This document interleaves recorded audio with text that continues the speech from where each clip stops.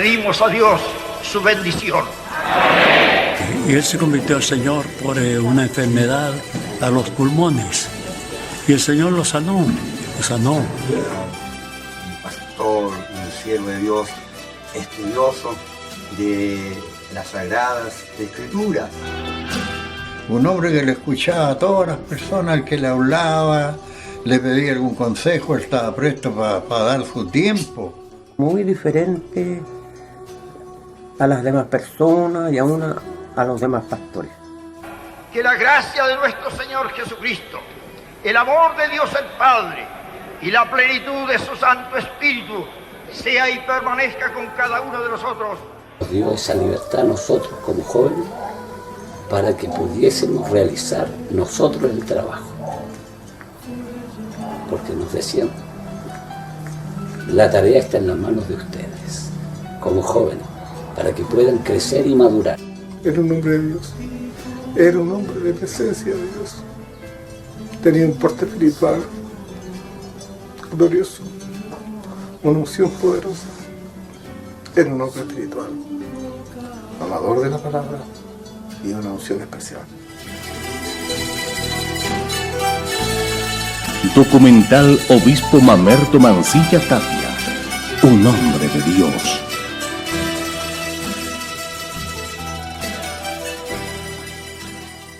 Entonces nos encontramos con nuestra hermana, quien fuera hija en vida de nuestro obispo Mamerto Mancilla Tapia. Entonces queremos saber nosotros en primer lugar, hermana Bertita, ¿cuál es su nombre completo? Berta Sofía Mancilla Gil.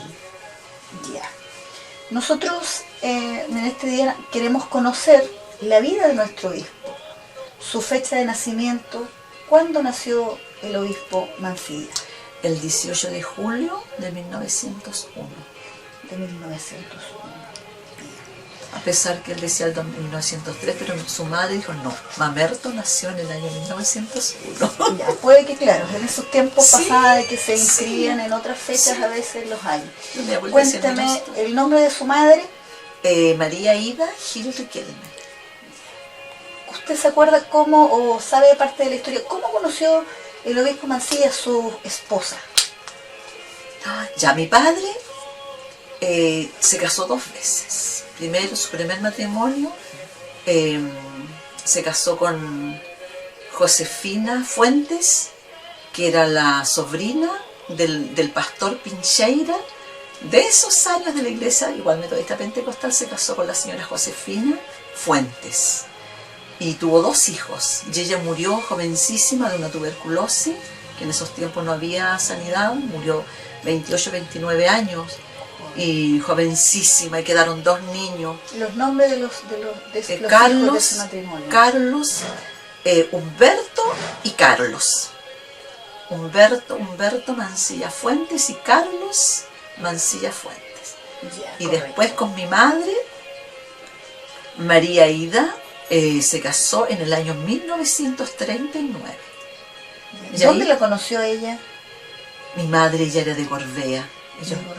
Ella era de Gorbea y tenían campo con su madre, con mi abuela, y se conocieron, parece, en Gorbea. Y cuando se conocen, luego se casan, el obispo Mancilla, ¿no conocía al Señor o conocía ya al Señor en ese tiempo? Conocía, sí.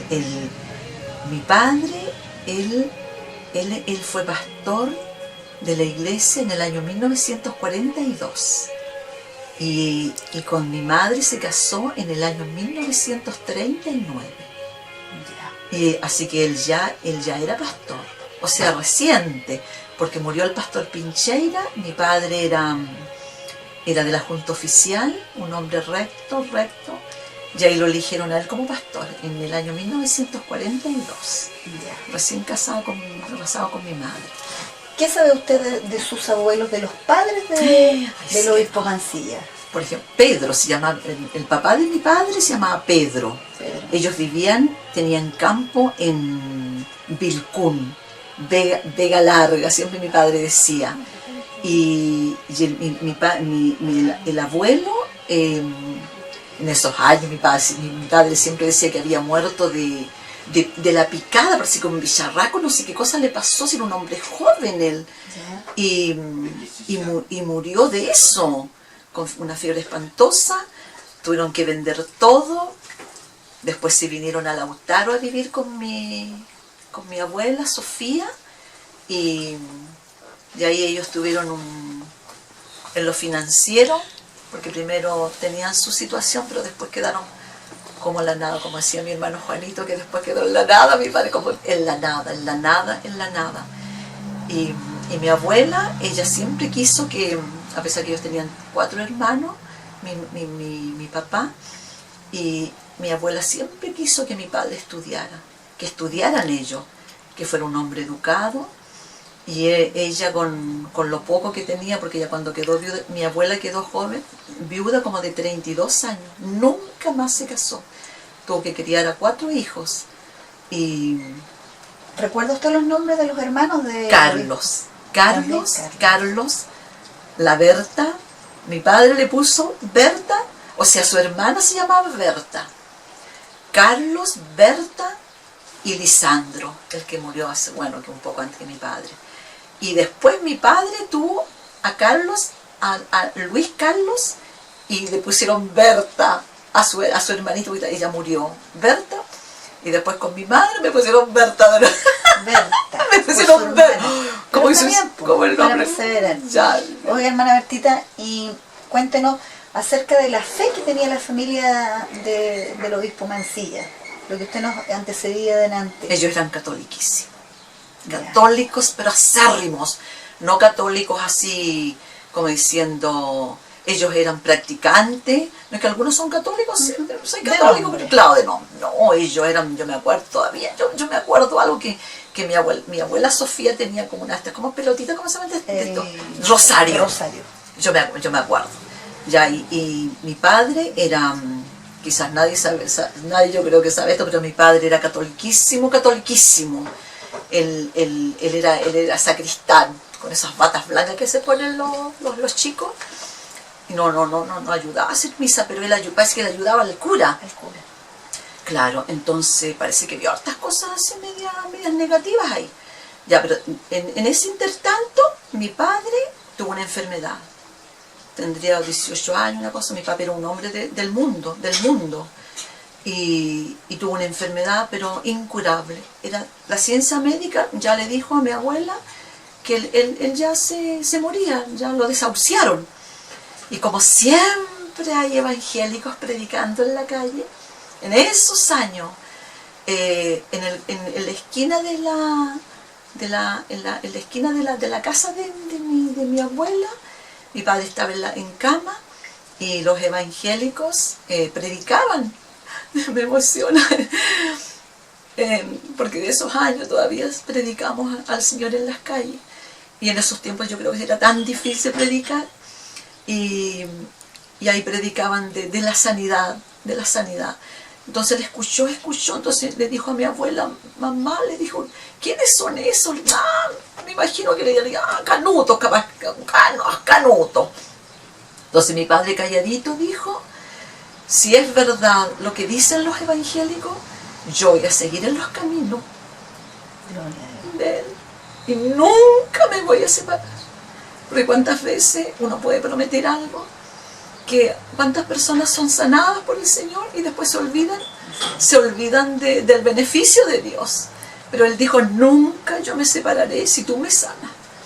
Y empezó a sanar, así, empezó a sanar, pero mi abuelita casi se murió, porque como diciendo ser evangélico en esos años era como lo peor. Mi padre salía a predicar a la calle, me acuerdo que por esa calle iba Silurrutia, dice que les tiraban hasta orines les tiraban a la fila, y yo después pensaba, y así se iban a la iglesia con todo ese olor, porque les tiraban orines, y ellos predicaban al Señor de esos años.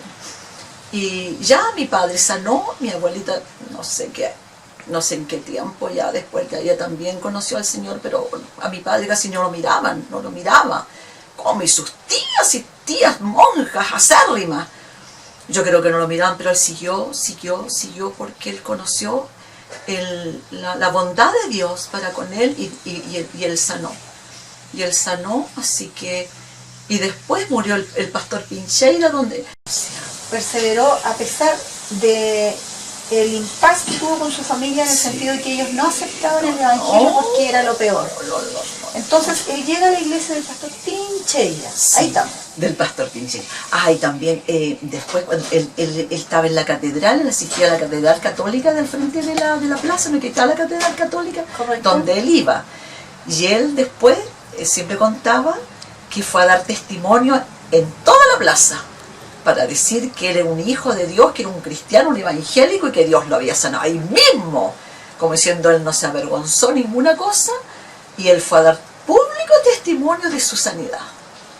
Y la gente que lo rodeaba, sus amistades o compañeros, Sus amigos, porque tenía sus amigos de parranda, me imagino, así. No, pero siempre lo respetaron después, porque ya nadie más lo exigía, porque no, que a veces los amigos, cámate, de una cosa así. No, lo respetaron. Y después ya como que se alejaron. Tienen que haber visto un cambio también en él, que era diferente. Savignoni, me acuerdo, su amigo del alma era apellido Savignoni. Un cambio, pero de 180 grados.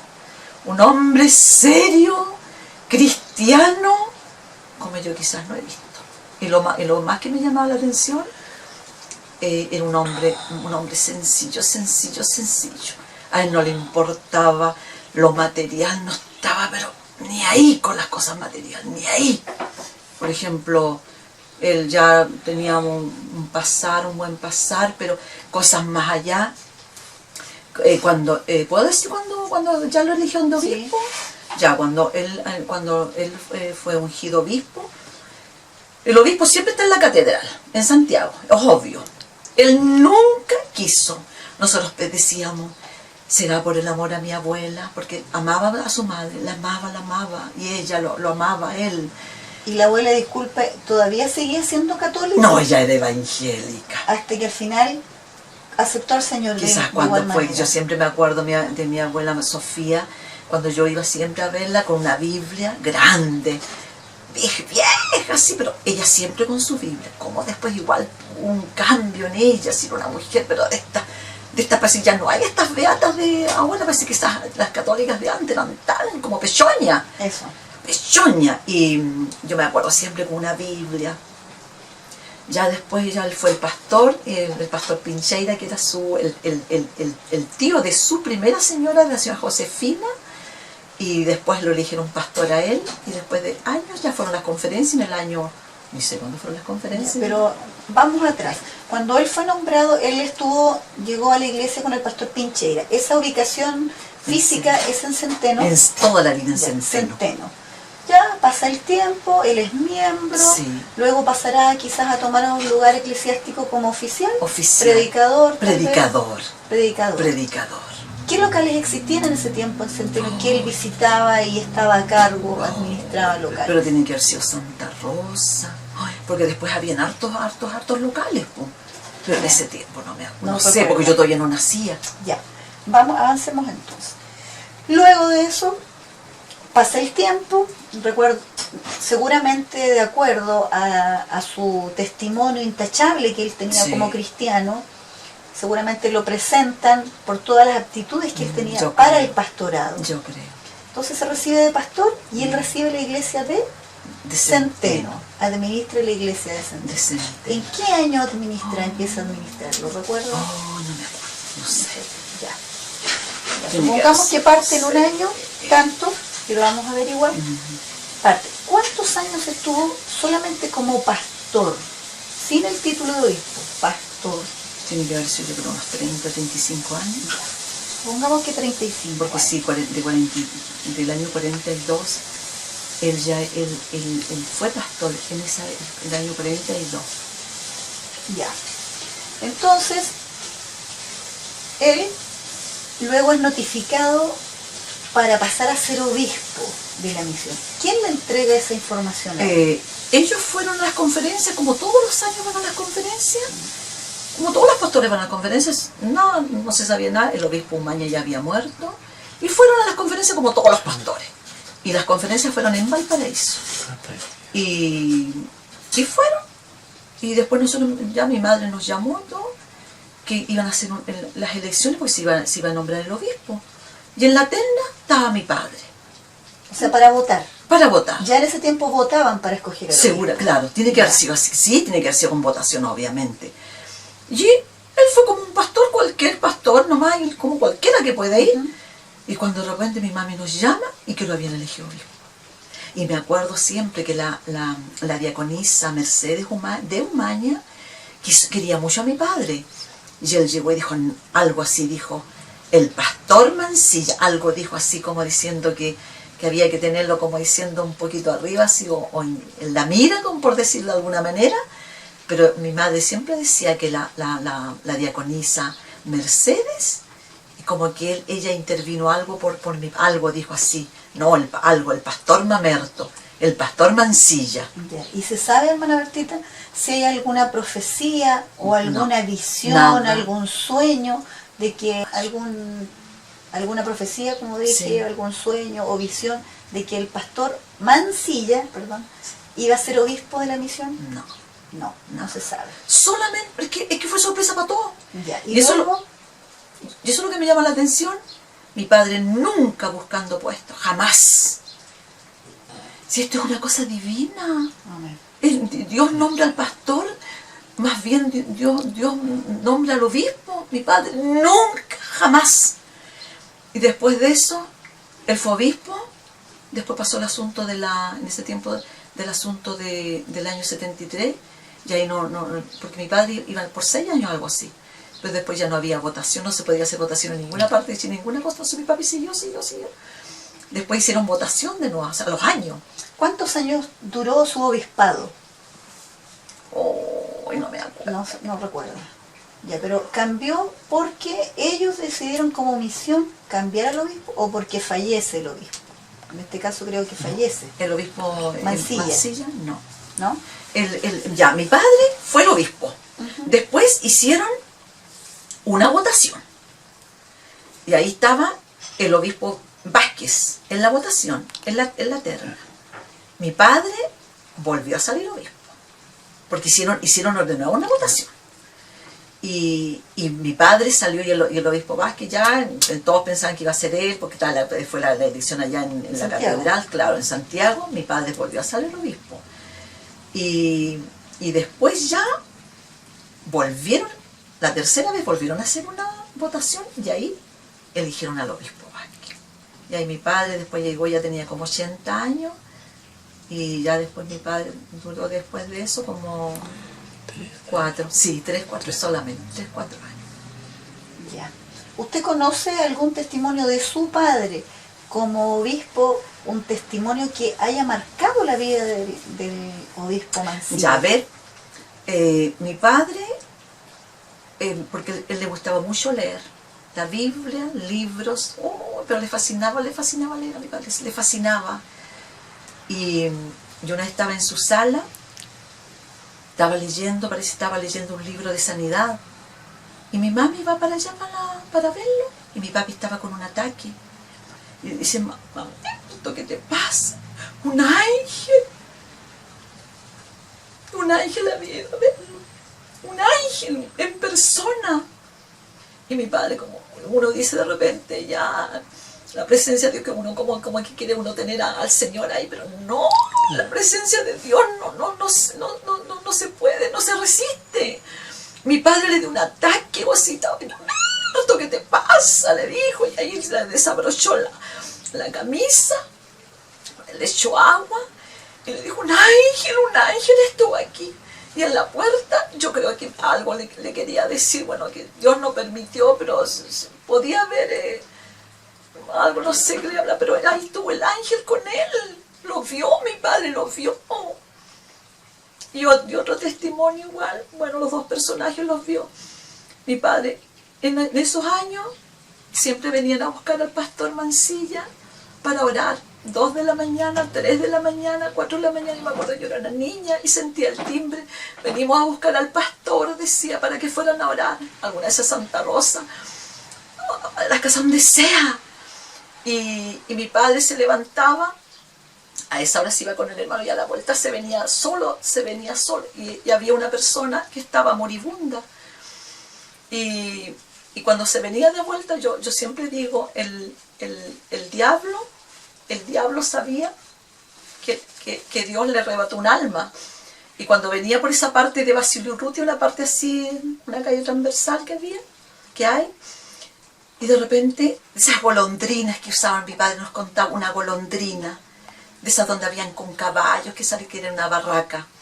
Y mi papi, serían las 2, 3 de la mañana, y mi papi avanzaba, y de repente queda mirando unas patas de chivo, y un hombre negro con callo, y le salían puras chispas. Y mi padre lo queda mirando así, Dios mío, y era el diablo mismo que se le presentó. Y nosotros, mi madre siempre decía como que se le arrebató un alma, y se le puso una cosa así, se le puso el diablo. No le dijo nada, y mi padre seguramente se cubrió en la sangre, pero cuando llegó a la casa, mi mami tuvo que ponerle un pañuelo aquí, porque le castañeteaban los dientes de una cosa tan poderosa, tan terrible, pero poderoso, pero satánico. Y le tuvo que poner un pañuelo aquí en la cara, porque los dientes le castañeteaban, no podía sostenerse. Nosotros después decíamos siempre, porque como que le arrebató un alma a él, porque la persona ya después se murió, apenas salió, la persona murió, pero se fue con el Señor, que es lo principal. Y una cosa también que mi padre lo marcó mucho, y esto puede servir para muchos también, había igual un enfermo grave que mandó a buscar al pastor en esos años, y se abría la puerta, ¡ay, viene el pastor!, decía el enfermo. Entraba una persona, después se abría la puerta, ¡ay, viene el pastor! Tampoco. Y el enfermo murió, y mi padre quedó marcado por años. Y porque él quedó, Dios mío, Señor, ¿por qué no fui? Yo no sé si serían 2, 3 de la mañana, eso no tengo idea, pero él no fue a ver, no llegó en el momento que se requería de él. Y el enfermo murió, por eso mi padre después dijo, a la hora que sea, cuando sea, yo voy a estar ahí. Por eso a las 2 de la mañana, yo me acuerdo siempre, tocaban el timbre, venimos a buscar al pastor, decía, 2, 3 de la mañana, y mi padre partía como sea. Era un pastor de 24 horas. 24 horas, un hombre sencillo con sus ovejas. Y también lo otro, que cuando él fue obispo, querían que se fuera para, obviamente, lo que estaba diciendo antes, quería que se fuera para allá, obviamente, el obispo estuviera en la catedral. Pero él nunca, jamás quiso irse, nunca. Todos pensábamos que por su madre, que tanto que la amaba. Allá me acuerdo que unos pastores decían, mi obispo, le hacemos una casa en la Florida, porque pensaban que por el clima, porque a mi padre igual le podía hacer mal, le hacemos una casa en la Florida y le hacemos mi obispo para que usted se venga para acá, usted tiene que estar aquí. Nunca quiso irse. Mi padre habría sido rico, pero esas cosas mi papi eran basura para él, basura. No voy a estar diciendo que el dinero era basura, pero esas cosas a él no le interesaban. Lo material no estaba. Lo material no estaba, pero ni ahí. Con su iglesia, que amó su iglesia hasta los últimos días de su vida, hasta el último mensaje que me acuerdo que dio. El último mensaje fue que entrarán lobos rapaces a las iglesias. Ese cuando decía Pablo, en esa parte de Pablo, ese fue su último mensaje, que había que tener cuidado porque lobos rapaces iban a entrar a la iglesia. Bueno, siempre han entrado los rapaces, pero ahora parece que peor que nunca. Estaba profetizando tal vez lo que se venía a venir, sí, más adelante. Profeta falso, tanta cosa. Y eso es lo que me acuerdo de los testimonios. Ya, de tantos mensajes que usted escuchó y que me está hablando del último mensaje que él alcanzó a dar a la iglesia. Pero de todos los mensajes que usted escuchó, ¿algún mensaje que le haya llegado, que le haya impactado a usted por los labios de su padre? Mira, es que lo que más me acuerdo es su último mensaje. Ya, ese me quedó marcado, y él ya estaba anciano, con su bastón, pero él nunca dejó de ir a despedirse de sus hermanos a la puerta de la iglesia. Él, y como no caminaba,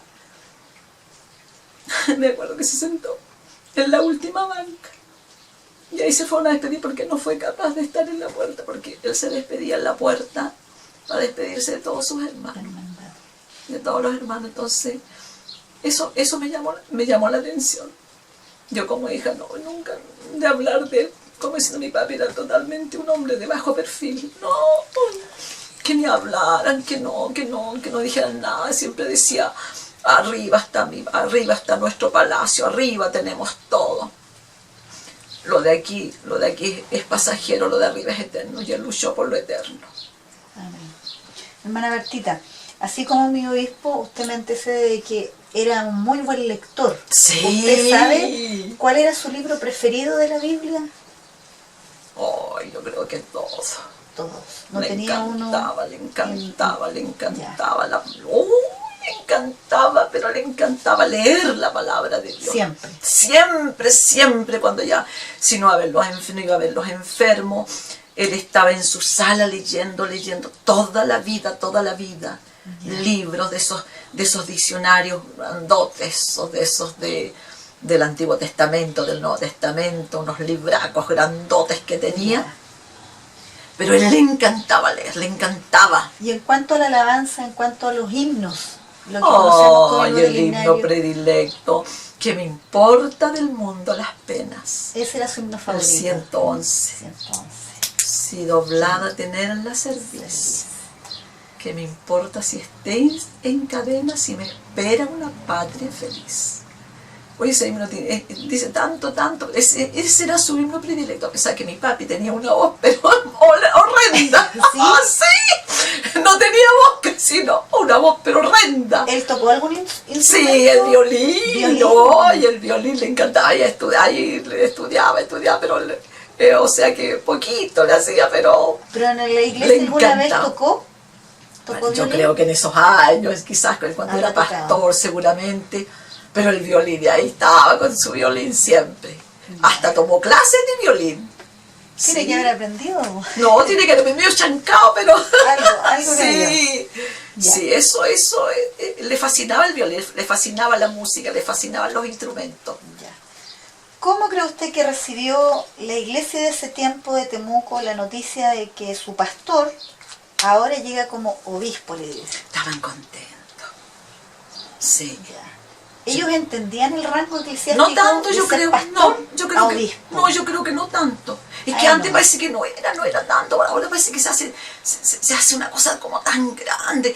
Es un honor, una honra, más bien ser obispo. Mi padre en ese tiempo ya era de obispo de Argentina, de Estados Unidos, todas esas partes habían. Pero no, aquí todo así con sencillez como era mi padre, ¿no? Con sencillez. Pero igual yo me acuerdo que lo esperaron ahí con una cosa grande. Sí. Pero él fue siempre un hombre sencillo. El ser obispo es como si el pastor de la iglesia, el hermano, una cosa así. Siempre lo tomó con sencillez. No, para esa cosa arrogante, así una cosa así. No, nunca, jamás. También sabemos que gran parte de su obispado ocurrió durante la dictadura militar. Sí. ¿Qué dificultades o beneficios tuvo que afrontar como autoridad de una de las iglesias más numerosas durante ese periodo?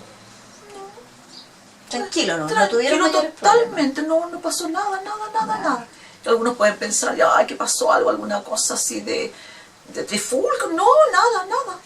Él gobernando así tranquilamente. Lo único que sí que me acuerdo que después nos aceptaron las votaciones. Por ejemplo, si hubiese venido el tiempo ya de ser obispo, no se admitieron ninguna votación de nada, de ninguna índole. Hasta la cosa religiosa yo no podía creer.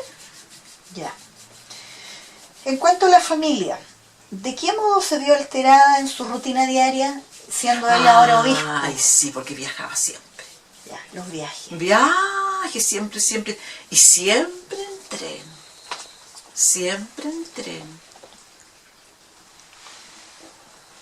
No, los viajes, mi padre ya tenía que ir siempre, a todas partes, pues, visitar las iglesias. ¿Y cómo siente usted el trabajo de su padre en la obra del Señor? ¿Cómo lo sintió? ¿Cómo lo vio? Maravillosa, grandiosa. Una cosa maravillosa. Una honra, como entre comillas, de ser un hombre como totalmente de bajo perfil.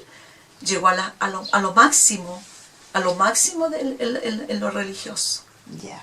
Me acuerdo que mi padre estudió aquí en el Pablo Neruda, en el liceo, porque después mi abuelita lo mandó para allá, para Concepción, a estudiar.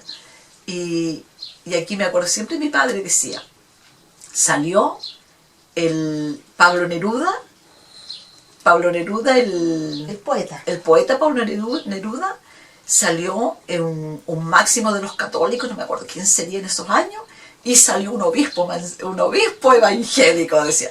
En esos años, cuando él estudió aquí en el liceo, porque Pablo Neruda, más que también, él estudió aquí en el Pablo Neruda, por eso tiene el nombre, Pablo Neruda, y mi padre, no sé si estuvo en el curso de él antes o después, no tengo idea, pero él conoció a Neftalí Reyes, Neftalí Reyes en ese tiempo.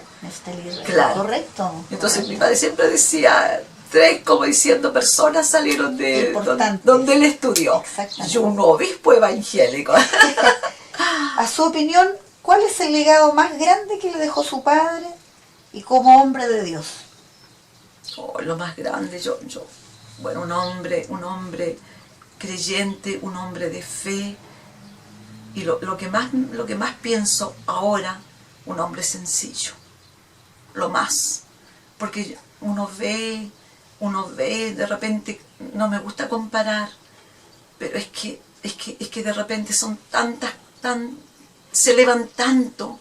Yo considero que en el mundo, que se pongan orgullosos, que se pongan altaneros, pero en la religión, Jesucristo, tenemos el ejemplo de Jesucristo, siendo el Hijo de Dios.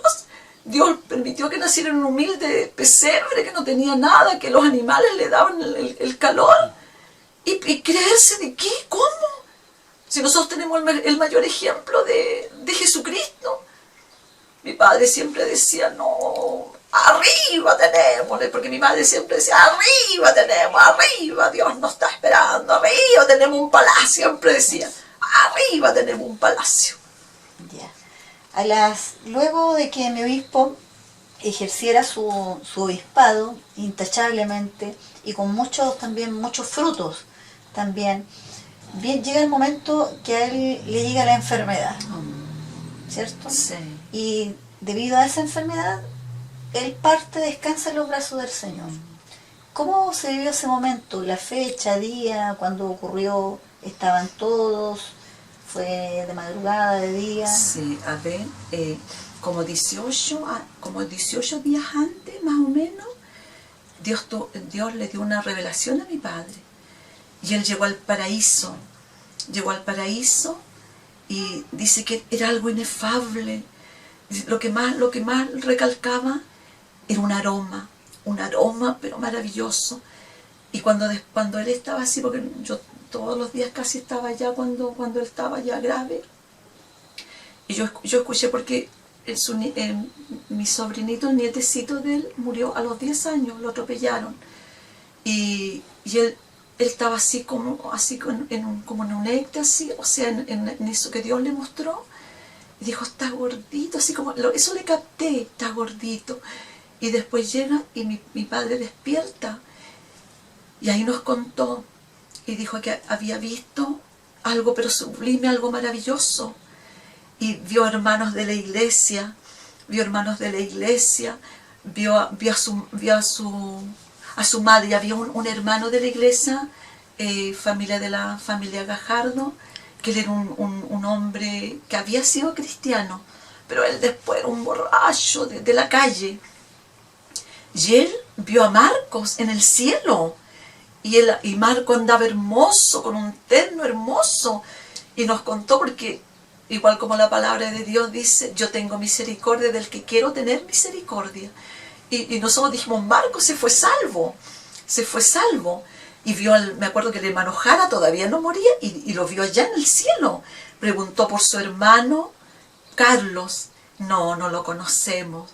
Preguntó por otras personas, cuando le mostraron, era varias en el cielo, entonces habían unas bancas, dice, pero era algo glorioso, algo maravilloso, pero la fragancia, las flores maravillosas. Y preguntó por personas, no preguntó por su padre, no, dijo, no lo conocemos, le dijeron, allá le dijeron.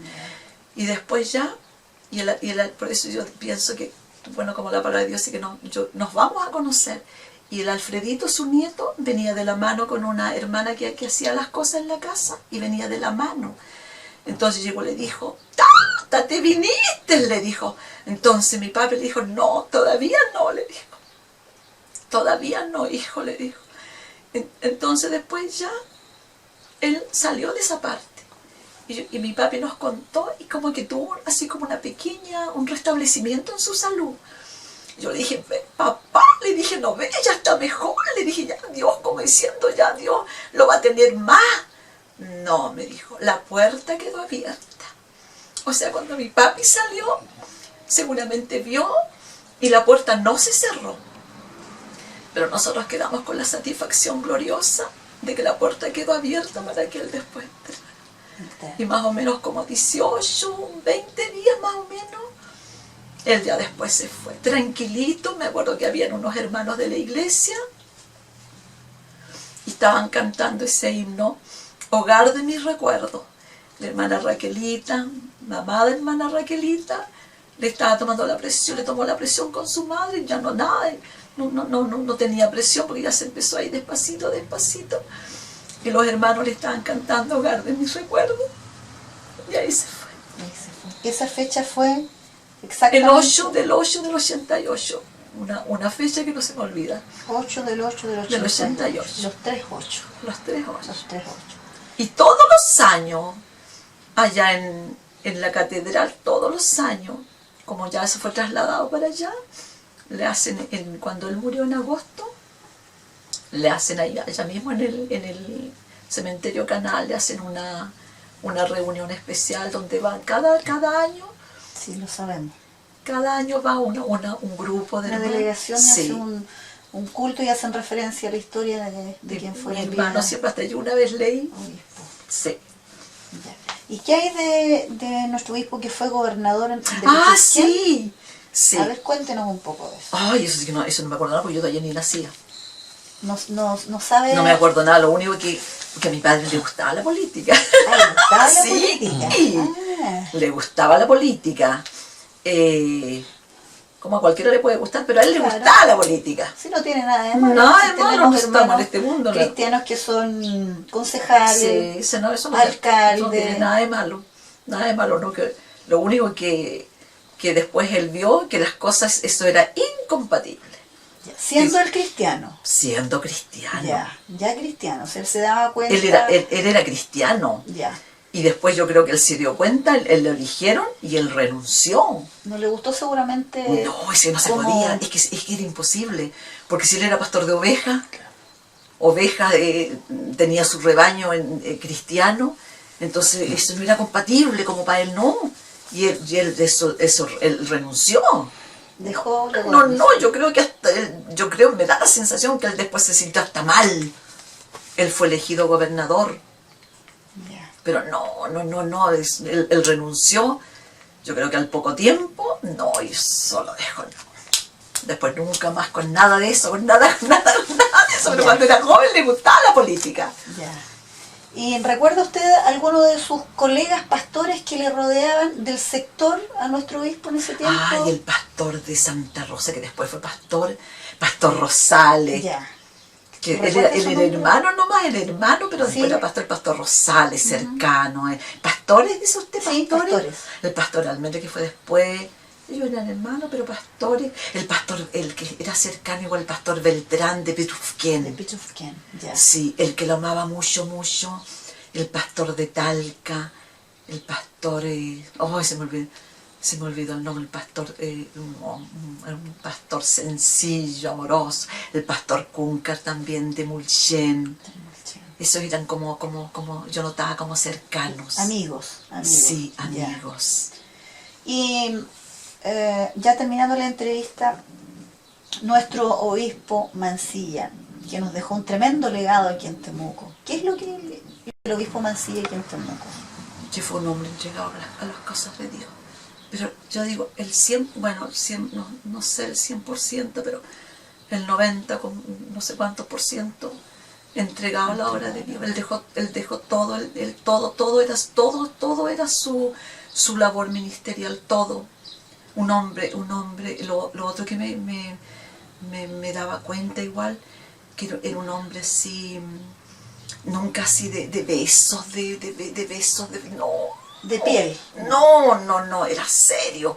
Tenía un carácter medio adusto, un carácter así firme, quizás no atrayente, una cosa así.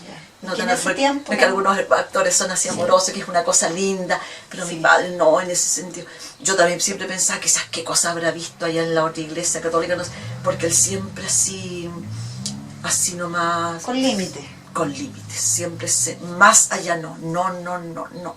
Por respeto tiene que haber sido. Tiene que haber sido, o será como hombre antiguo, porque no es que ahora somos más. Exactamente. A mí me gusta ser de piel. Somos más abiertos ahora. Que es lindo. Yo encontré una cosa bella, porque que una mano que te dé el pastor, una palmada, un abrazo, que en momentos de repente uno está con pena y que alguien vaya con un abrazo, con un besito en la mejilla, obviamente. Es una cosa linda, considero yo. Pero antes parece que los antiguos no, los antiguos eran así nomás. Ya. Y finalizando ya, hermana Bertita, le dejo unos minutos para que usted agradezca al Señor mirando ahí la cámara el privilegio que tuvo y que tiene de ser una raíz de nuestro obispo Mamerto Mancilla, para que agradezca al Señor. Bueno, para mí es una honra, en primer lugar, de ser hija de Dios, porque tengo la esperanza de ver algún día a mi padre, a mis padres, y el legado de mi padre. Ahora yo puedo ver que fue uno de los hombres íntegros que ha tenido esta corporación. Quizás habrá muchos hombres íntegros, muchos hombres buenos, muchos hombres sencillos, pero como me están pidiendo la opinión de mi padre, yo considero que era un hombre, en primer lugar, sencillo, un hombre dedicado al 100% a la obra del Señor, hasta los últimos días de su vida.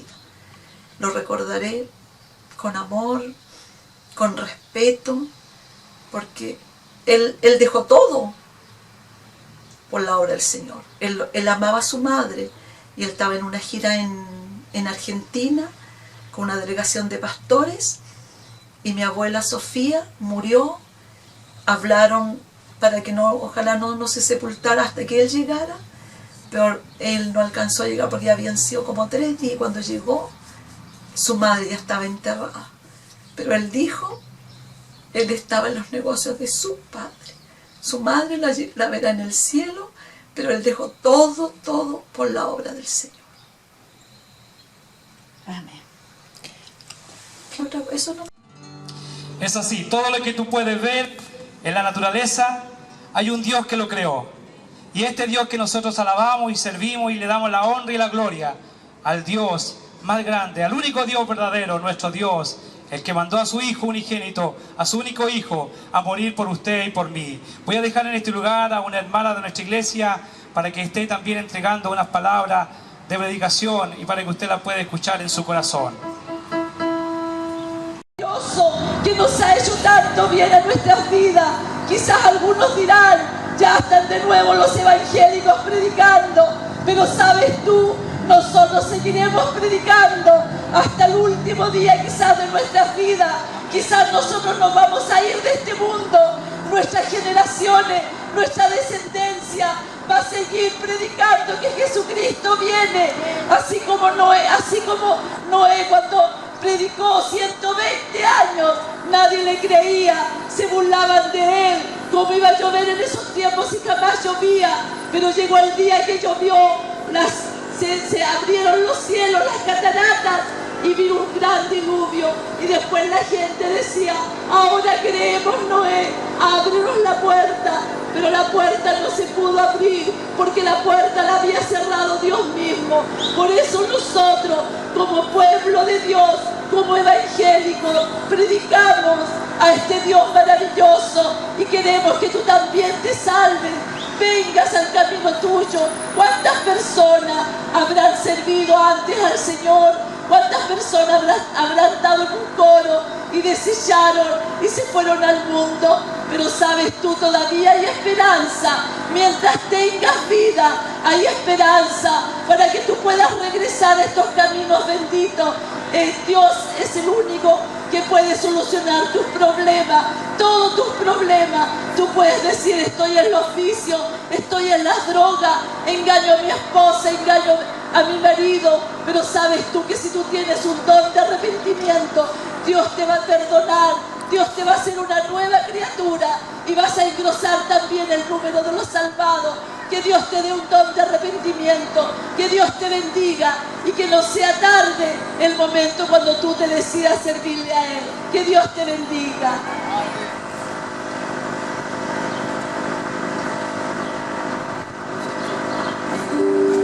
Alabar a Jehová, naciones todas, pueblos todos, alabarle, porque ha engrandecido sobre nosotros su misericordia y la verdad de Jehová es para siempre, aleluya, amén.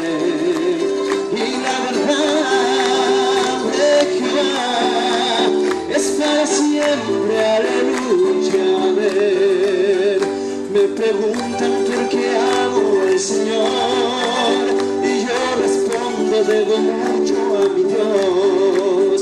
Me preguntan por qué amo al Señor y yo respondo: debo mucho a mi Dios. Estando enfermo Él me vino a sanar, estando triste Él me vino a consolar, dejó alegría y a mi sed le dio la paz, corona de oro en el cielo Él me dará.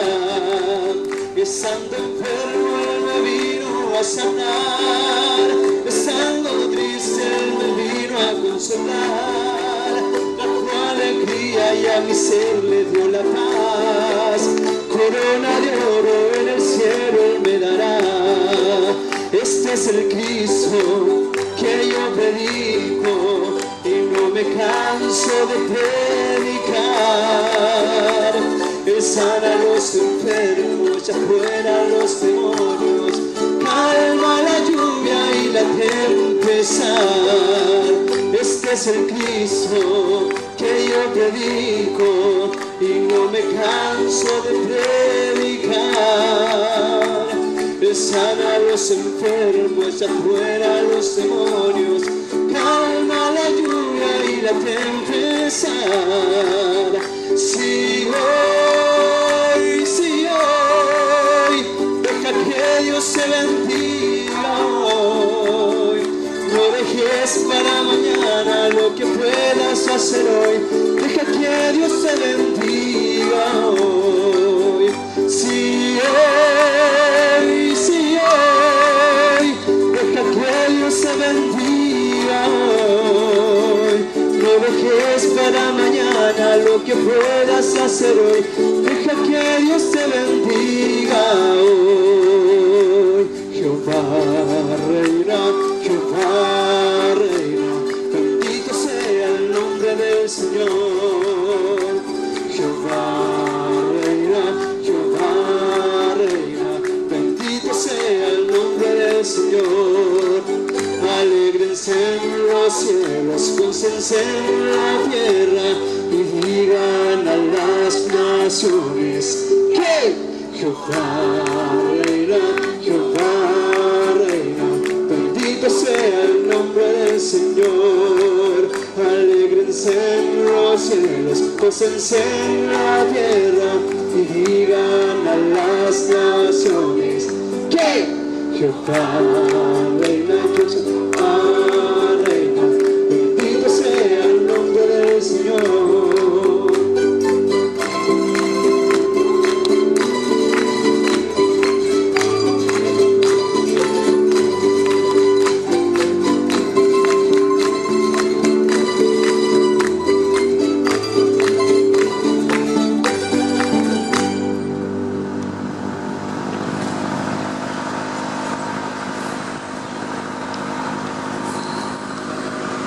porque está determinado que los hombres mueran solamente una vez y luego el juicio. Hay muchos caminos que al hombre le parecen rectos, pero su fin es muerte. ¿Y sabe usted que mientras dura la vida tenemos esperanza? Pero se termina la vida y se terminó toda esperanza. Por eso es que el bienestar de cada hombre se sella en la tierra mientras tenga vida. Y esta es la función y la labor del Evangelio. Y por eso es que el Evangelio son buenas noticias, son buenas nuevas. Las buenas nuevas de salvación. ¿Salvación de qué? Dirá alguien. Porque hay dos destinos, hay dos eternidades. Uno es el cielo con Dios y otro es el infierno con Satanás. Y el infierno no fue hecho para el hombre, la verdad que fue hecho para el diablo y sus ángeles. Pero además también lo pasarán a engrosar todas aquellas personas que rechacen la gracia de Dios. Es por eso que el Evangelio es tan importante y tan trascendental. Alguien dirá, pero bueno, ¿qué se necesita para ser salvo? La palabra de Dios nos dice, cree solamente y serás salvo tú y toda tu casa. Creer significa rendir su vida al Señor, rendir su voluntad y aceptar la voluntad de Dios sobre la vida de cada uno de nosotros. El problema es el siguiente, que la gente vive tan apegada a la vida terrenal, pensando en que después de esta vida no hay otra. Pero ¿sabe qué? La Biblia nos enseña y nos dice que hay vida después de la muerte. Esa es la realidad. Hay un mundo espiritual después de la muerte, esa es una realidad. Hay un mundo espiritual, nadie lo puede negar, y la Biblia nos enseña y nos enseña a través de una parábola. Había un hombre pobre que estaba permanentemente pidiendo que le convidaran de sus migajas a un hombre muy rico. Y dice la palabra de Dios que los dos murieron, partieron del escenario de la vida. Y dice la palabra que el hombre pobre fue llevado al seno de Abraham. Es algo que representa un poco el cielo mismo. Y que era un lugar de tranquilidad y de solaz. Y el hombre rico fue llevado al Hades, que es un lugar de tormento, de manera permanente.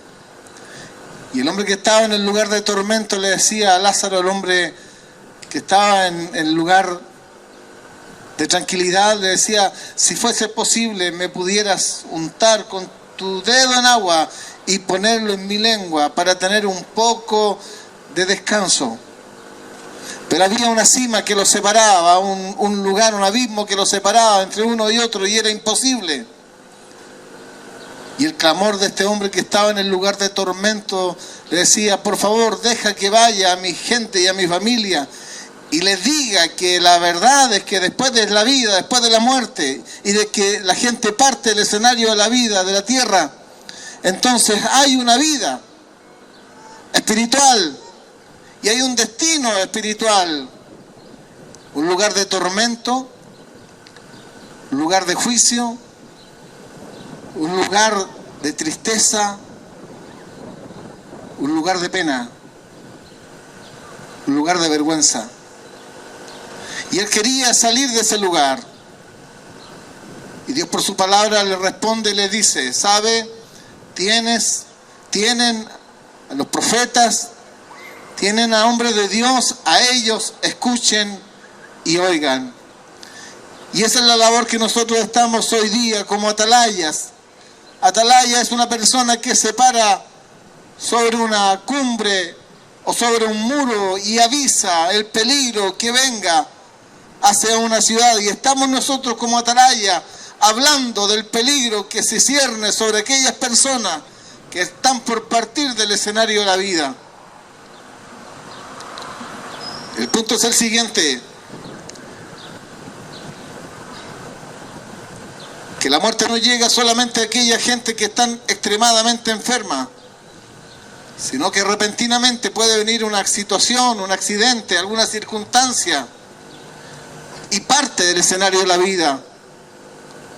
Se muere joven, se muere anciano, se muere niño, se muere rico, se muere pobre, se muere con educación, se muere sin mucha educación, pero la gente parte del escenario de la vida. Y esa es la realidad de las cosas. Independiente de las funciones, independiente de los cargos, independiente de la posición social, hay gente que todos los días y a cada rato está partiendo del escenario de la vida. Y aparte de dejar el dolor de la gente que queda en la tierra, también él se tiene que enfrentar a una realidad. ¿Cuál fue su relación con Dios? Y es por eso que estamos aquí, para anunciarle que mientras usted tenga vida, tiene esperanza. Por eso que la Biblia nos enseña algo muy importante, dice la palabra de Dios: el que tiene a Cristo tiene la vida, y el que no tiene a Cristo no tiene nada. Por eso es que hoy es el tiempo, y el momento, y el instante en que usted tiene que volver su rostro y tiene que volverse a Dios. Arrepentimiento y convertimiento significa arrepentirse de sus pecados, y convertimiento significa volverse hacia Dios y someterse a su voluntad. La gente hoy día quiere caminar sin Dios, hacer lo que le parezca bien, pero la palabra de Dios nos enseña que por sobre todas las cosas, Dios llegará un tiempo y un momento en que nos juzgará por palabras, acciones o hechos. Esa es nuestra labor entonces, la del Evangelio: anticipar, avisorar, avisar, pero además también dar la esperanza de buenas nuevas.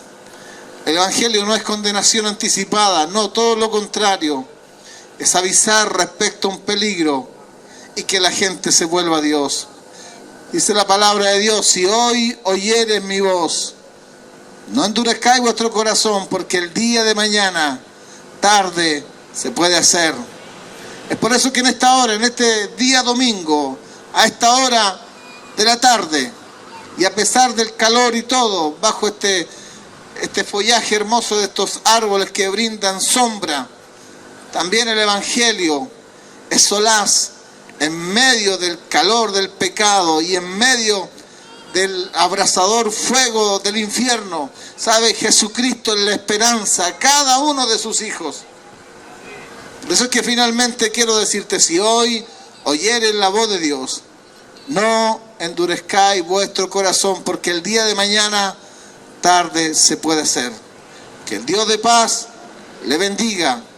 Y le invitamos a nuestro templo en Vara 274 a las 17:30 horas a un servicio de alabanza y de adoración, donde hablamos de la palabra del Señor y escuchará hermosos himnos y cánticos que honrarán y adorarán al Señor. Que el Dios de paz le bendiga.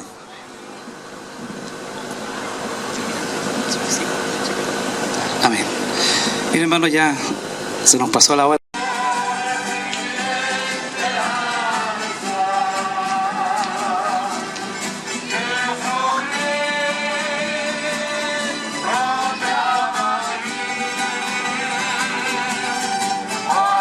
Está